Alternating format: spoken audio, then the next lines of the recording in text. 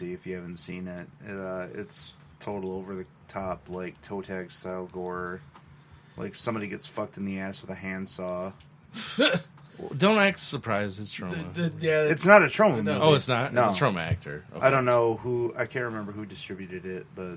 Yeah, one thing I want to say about this film, this is probably the most batshit insane film that Troma's ever done, where it's like, I gave up taking notes after 10 minutes in because I almost had a page full of shit just because of... Yeah, it is non-stop. If you're watching... and just like recording anything, if you're recording anything that's noteworthy, you could take notes indefinitely, like throughout. Watch how I edit that in every scene. It sounds like really fluid. Because within the first the first 2 minutes, leg grip, ripped out fetus, death by cornflakes, head explosion, Debbie Roshan. My first notes say leg rip, disemboweled baby removed, gunshot, suicide, head explosion. It's just, there's so much, and it's just... Toddster! No, Toddster! Toddster Death even... by broken bong. You would think he was like a main character when you were watching it. Right. Yeah, and that dude does a really good job. He's pretty funny. Yeah. He even shows his dick. Yeah, because everybody is way over the top in this film. There's a lot of dick in this movie. Yeah, there is. The fat guy with a little really... That scene, really little dick? Yeah, the one that's basically just like the head of a penis. Yeah. Oh my god. And that scene, that makes me feel better about myself every time I see that. I should play that on a loop when I wake up every day. Like, dude, I'm better than this. But I'm better than this. But that is a scene that will live on in Troma history, because that was the scene that they filmed the car explosion in that is used in every Troma film after that. Right, yeah. Because, they just constantly reuse footage, and then you also get the monster penis from Tromeo and Juliet that also makes an appearance in the next film. That scene with the weird naked ginger guy is pretty, like, they've got him, like, running around naked in downtown New York. Yeah, it was like Times Square at one spot. So that's pretty crazy. Yeah, I think they did that, I think they ended up getting permission because Lloyd's wife works, in the big part of the film industry.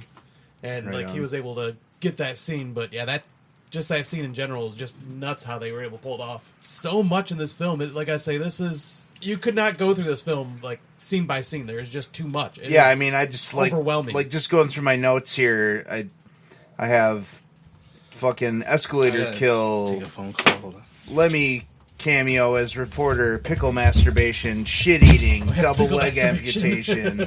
Yeah, there's the scene with the Luna Chicks music video. That's pretty sweet. The whole weird, almost like Seinfeld dating scene where it has the Seinfeld music playing in the background. Yeah. The continuity joke track where they keep switching places and costumes and stuff. Oh, yep.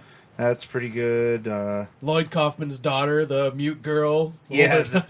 The dick stretch kill on the ventriloquist guy where it stretches. Where he's licking his cut off hand afterwards for some reason. Where he cut off Bobo. The weird dude feeding Ron Jeremy his own pickled dick. Just Jesus Christ, dude! This is just when I got introduced to this film, right when I was getting into buying DVDs for my collection, and this guy at Best Buy was like, "You need to check this movie out." I had no idea what I was getting into, and I sat down and just went, "What the fuck?" The reveal is sort of a reversal of Sleepaway Camp. Yeah, actually, in a way, it's like a reverse and kind of a blend. I don't know if we want to get into that. Well, I guess it's kind of already spoiled from the cover itself, but. Yeah, being the hermaphroditic killer. After the reveal, that character reminds me of Chris Sarandon. Reminds me of his character from Dog Day Afternoon. Yeah, it's Dog Day Afternoon is a movie about a guy who takes a bank hostage to get money for his gay lover's sex change surgery. Oh, okay. And the gay lover is played by Chris Sarandon. Wow. Sarandon. And his character is very much like the guy from Terra Firma after the reveal, straight down to being in the kimono and the weird hair and just the voice and the mannerisms and stuff. It's kind of funny. And then the whole how he was in love with Jimmy instead of the girl. And just, but what we were saying earlier about Lloyd Kaufman, this is, if you want to see a performance by Lloyd, this is probably the funniest, because he does a great job basically portraying himself, but just being blind about it. Yeah, this movie just... And it's a film within a film, too. One of the bonuses that I always give into a film. the movie seems to, almost every Troma movie seems to go out of its way to break all of the rules that it can in the film industry. Like, from Lloyd's first Troma film, Toxic Avenger, forward, like, a lot of the big no-nos in film like the film rules, like, you can't kill kids, you can't kill animals, they knock those out in fucking Toxic Avenger pretty quickly, and then the whole, like, hermaphroditic thing in this one. Yeah, this one, it seems like people. It seems like they just sat around and were like, "All right, what haven't we done yet? You know, let's make a list of things that we haven't done yet to offend people and make a fucking movie about it." Right? Because there's just like one offensive thing after another. I mean, for crying out loud, fetus ripping scene right in the fucking beginning.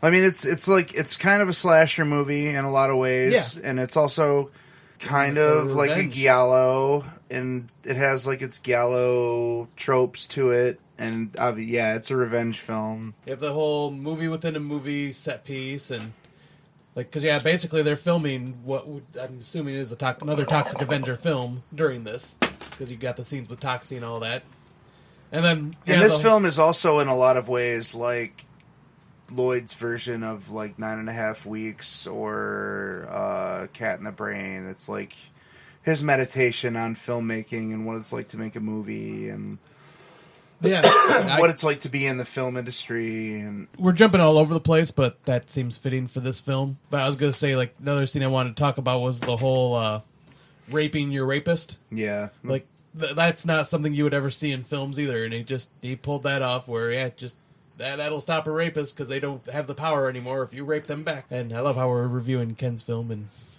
that out here. He's inside arguing on the phone with someone. Score time. You want to just jump right into the score? Well, did you have anything to say about this film since it's your movie? No, I did. I said some stuff before I left, but... All right, I guess I give it an 8. I give it an 8 as well. All right, well, this is what I was leading up to earlier. This is 9 for me. This is probably my favorite Troma film. It's just completely just batshit insane. And so it's going to be in your top 100 somewhere?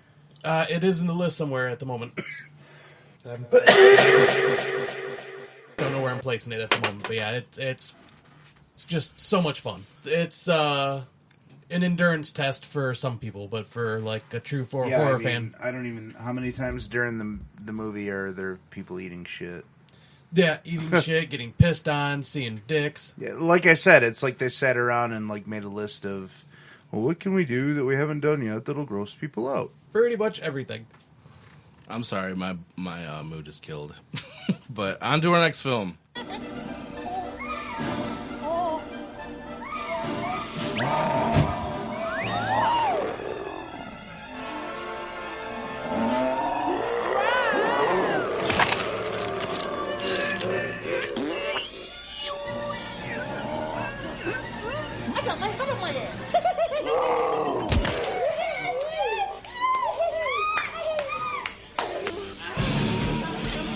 Children, duck! Duck! All right, so our next movie, final movie for the podcast, is Toxic Avenger 4, Citizen Toxie, 2000. Yep. Written and directed by Lloyd Kaufman, obviously. Also written by Trent Haga. Oh, yeah? Yeah, he was like a huge part of that movie. Okay. There's a making, it's called The Making of, it's on Shudder. It's called... Yeah, it comes like... Apocalypse... The bonus disc is... yeah. Apocalypse something. I forget what the making of is called, but anyways, you've brought this up on the podcast before about some girl wanting to quit a Troma thing. Yeah, Poltergeist. Yeah, Poltergeist, and I can kind of see why. Like Lloyd's like a perfectionist. Like he's good with like the scenes and the cuts and the acting and shit, but behind the scenes, like it's terrible. Like he's like really fucking on edge the whole time. Right. In the making of this movie, anyways. Trent Haga, like, he even looks at the camera. He's like, I fucking work for a crazy guy.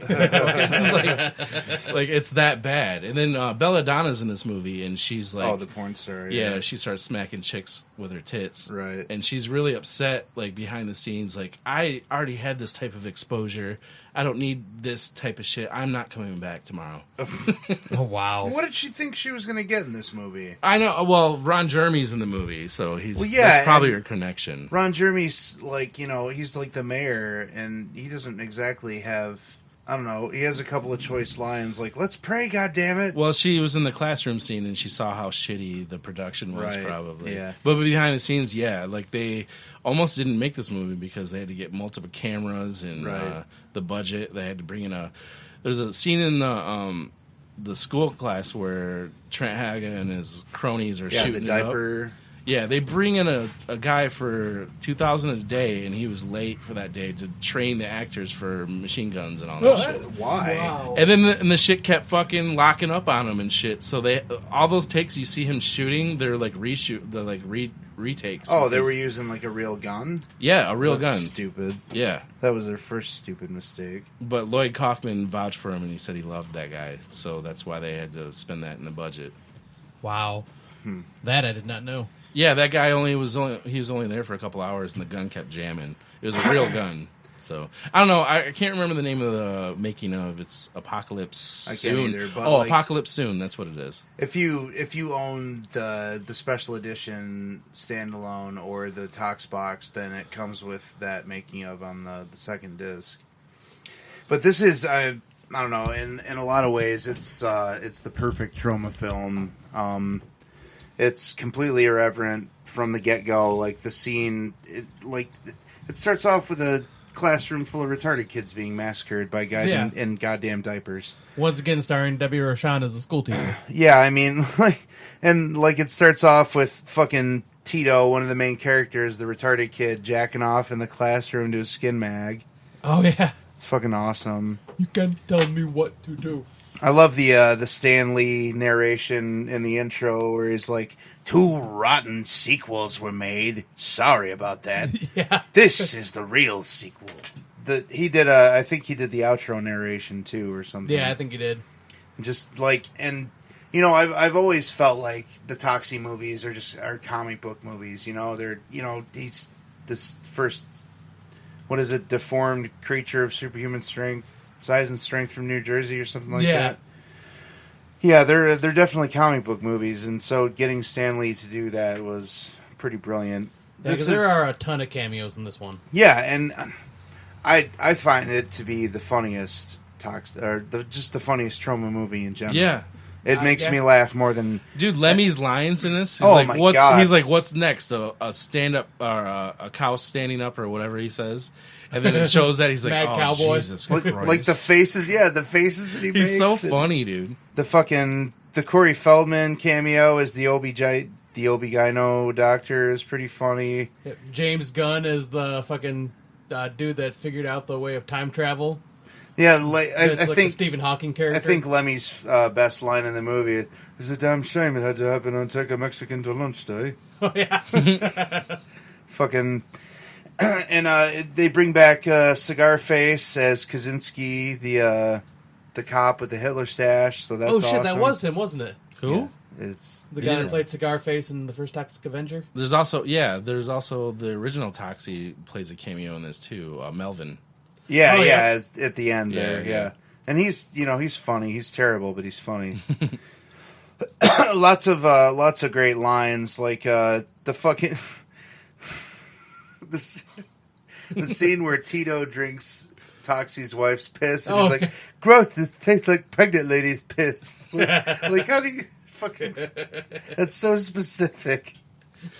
Shit! You're giving me a stomach ache in my brain.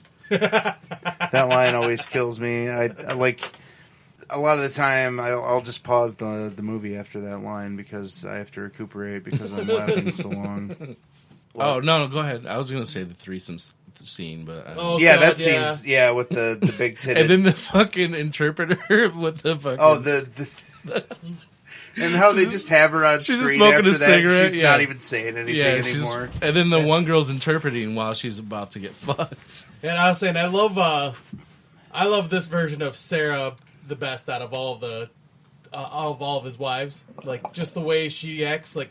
I don't know, dude. When she's just talking normally, like her fucking the bubblehead voice that she puts on makes me want to put a gun in my mouth. But I don't know. It's like we didn't even touch on the interdimensional time travel. The plot of the film is really kind of cool. You know, yeah. Like,